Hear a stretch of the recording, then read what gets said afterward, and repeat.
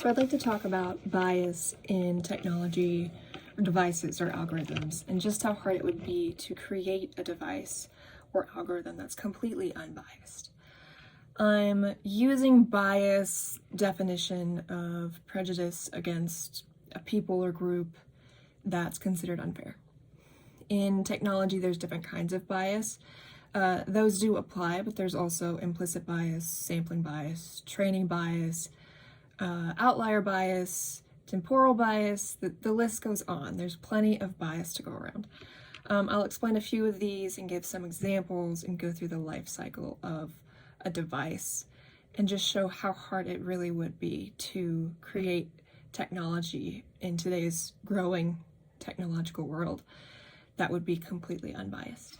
Starting off, implicit bias. It's the simplest one to understand. It's probably the most common. It's basically unconscious bias. You're not meaning to do it. It just happens, but despite this fact, it still affects the outcome of the device. The next would be sampling bias, which is kind of self-explanatory. It's just skewed towards a subgroup of a population. So the statistics gathered on that sample would not necessarily describe the population accurately. Temporal bias is really interesting.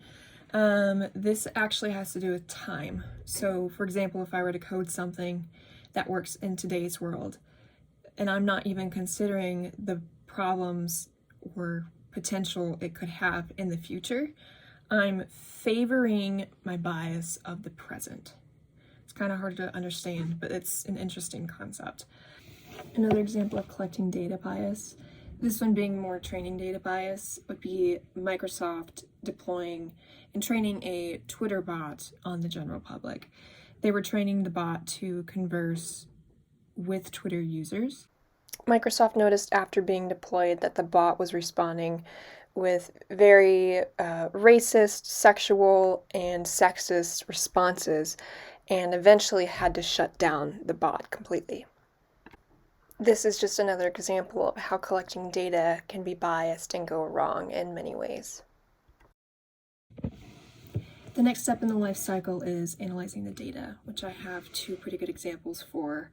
One was a company which was hiring, and the resumes they were getting in were being analyzed by their algorithm. The algorithm would disregard any college that was supporting women or any women's college in general.